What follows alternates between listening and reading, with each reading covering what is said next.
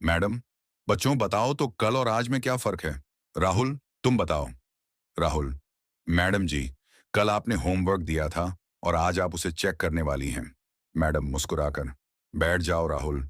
Anjali, madam जी, वैज्ञानिक रूप से कल भूतकाल है और आज वर्तमान। कल की ऊर्जा जा चुकी है, आज की हमारे हाथ में है। मैडम, बहुत अच्छे अंजलि, लेकिन कुछ अलग सुनना चाहती हूँ। गोलू, मैडम, कल मम्मी ने कहा स्कूल की छुट्टी है, आज बोली स्कूल जाना है। तो फर्क ये है कि कल छुट्टी थी, आज नहीं।